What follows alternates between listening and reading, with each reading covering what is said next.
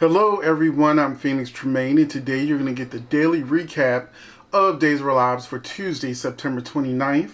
But first, if you haven't done so, please take a minute to subscribe. If you have subscribed, thank you very much. I do appreciate it. You can also hit that like button. When you hit that like button, lets YouTube know this is a good video for soap fans to be on this channel. And also, you can become a member where you get early access to videos, exclusive videos, different articles, and more. So please check out the membership and see if that's something you want to do. And we're going to go on ahead for this Days of Our Lives recap. Tripp initial reaction to Allie seemed innocent, but this episode he just acted really guilty. The whole episode, when Steve asked him if he was the father of the baby, he pretty much ducked and dodged and then went away with Claire. When Claire wanted more information on what happened with him and Allie, he ducked and dodged her and said he had to go when Jan arrived. So Tripp, I still don't think that he is the culprit, but they spent most of this episode making him look guilty, as Allie herself tried to recount what happened. She says she was partying, drinking and partying. She could barely stand. She could barely walk. Tripp offered to take her home, and that's as far as she got into the story. As she just said, we had sex. And then she stormed out the room. Nicole looked suspicious that it could have been, a violation. That's why she's so upset. But that's going to come later in the week. Questions of consent could actually be explored in the storyline, but I think it's highly unlikely that we'll get a realistic story about consent, because you can say, what if Tripp is drunk?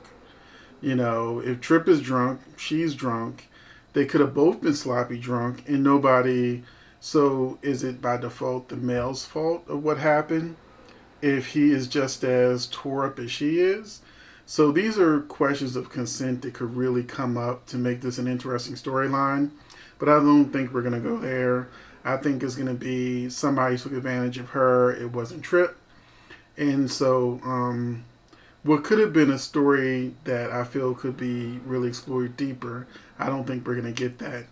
Jan Spears gets Sean to arrest Philip.